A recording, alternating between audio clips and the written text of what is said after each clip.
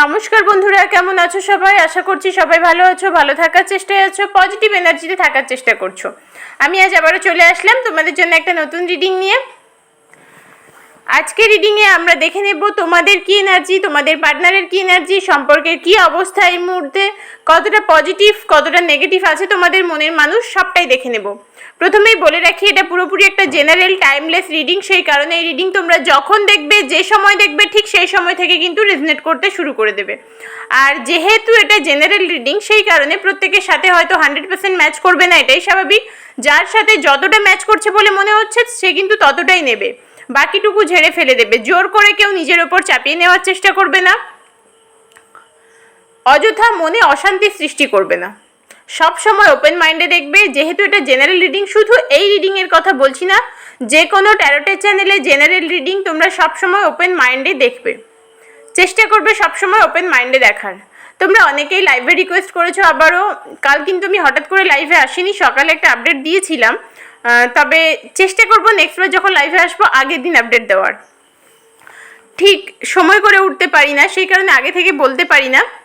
চেষ্টা করবো আবারও খুব তাড়াতাড়ি লাইভে আসার। যারা মনে করছো পার্সোনাল রিডিং করাবে তারা হোয়াটসঅ্যাপ করো 9593268445 এই নাম্বারে।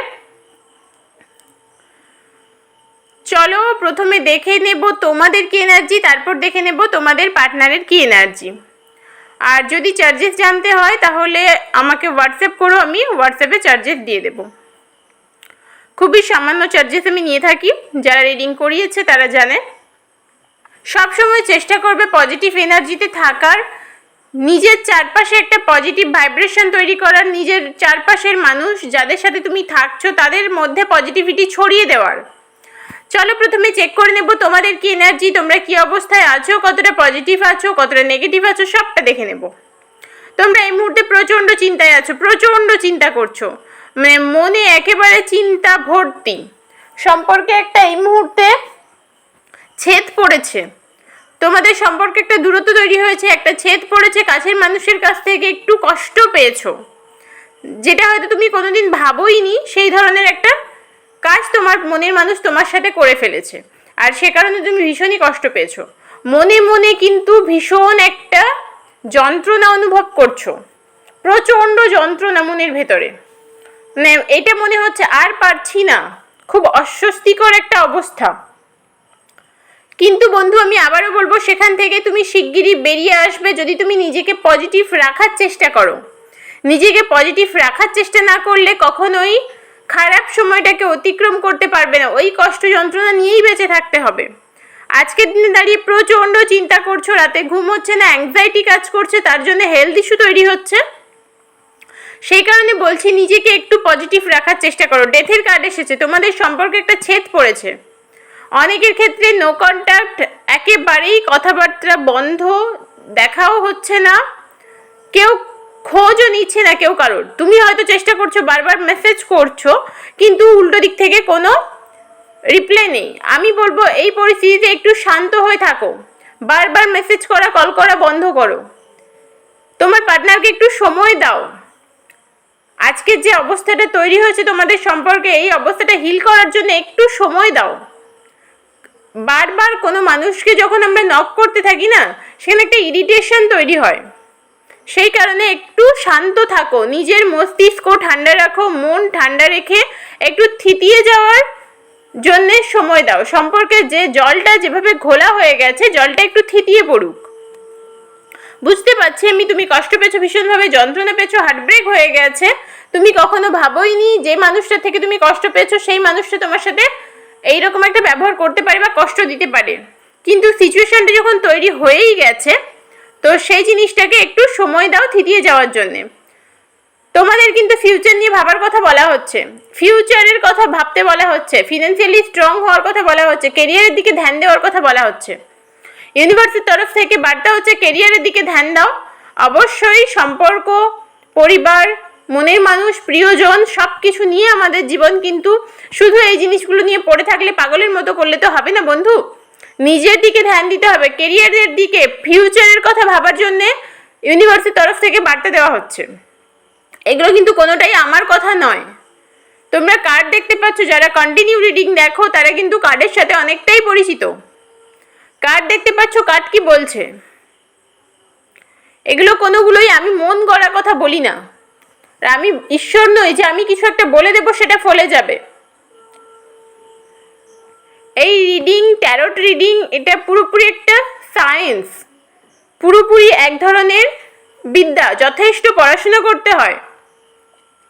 তোমাদের যে আজকের দিনে অবস্থা না, এই অবস্থাকে থেকে একমাত্র নিজেই নিজেকে বার করতে পারবে। চলো দেখে নি তোমাদের পার্টনারের কি অবস্থা। সেই মানুষটা তোমাকে ছেড়ে কি ভালো আছে? না বন্ধু, সেই মানুষটা তোমাকে ছেড়ে ভালো নেই, তারও হার্ট ব্রেক হয়েছে। দেখো, এটা হতে পারে তোমাকে হয়তো সে দূরে সরিয়ে দিয়েছে, কিন্তু সেও কিন্তু কষ্ট পাচ্ছে।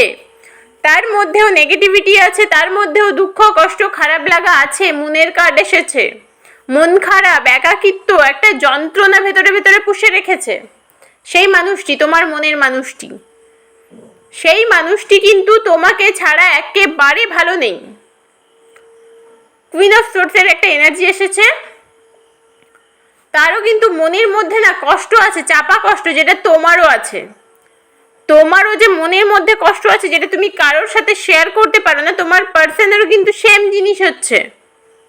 নিজেকে সে কারোর কাছে মেলে ধরতে পারছে না, খুলে বলতে পারছে না ভেতরের যন্ত্রণাটা, কিন্তু ওপর থেকে ভালো থাকতে চাইছে। সে ভালো থাকতে চাইছে, চেষ্টা করছে সবাইকে দেখানোর যে সে কতটা ভালো আছে, কিন্তু ভালো নেই বন্ধু। সেই মানুষটি কিন্তু একটু ফিনান্সিয়াল প্রবলেমে ছিল বা আছে, কেরিয়ারের পেছনে ছুটছে, কিছু সমস্যা, কিছু টাকা পয়সা সংক্রান্ত সমস্যা তার জীবনটাকে আরো বেশি দুর্বিষহ করে দিয়েছে। তার কিন্তু জীবনে গতি খুব বেশি।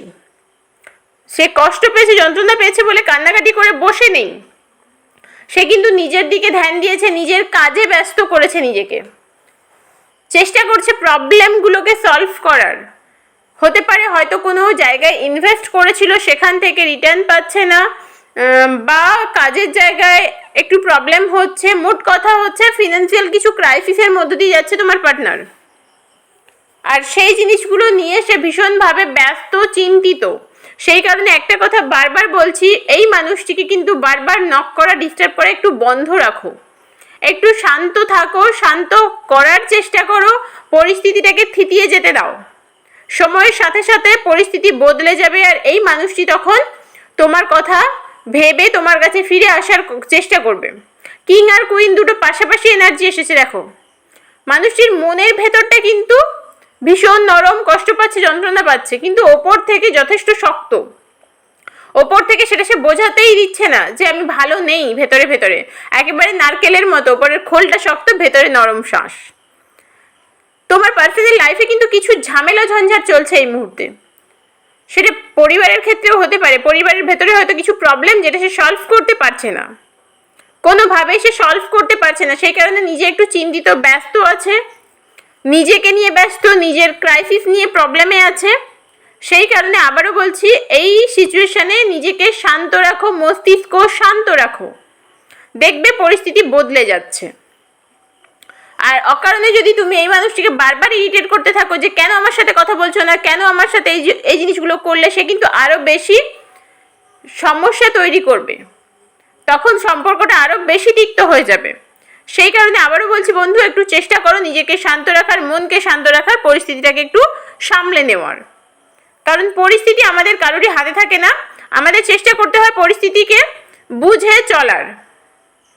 তোমরা কিন্তু আজকের দিনে সেটা যদি করো, তাহলে দেখবে তোমরা এই সম্পর্কে একদিন ভালো অবস্থায় পৌঁছাতে পারবে।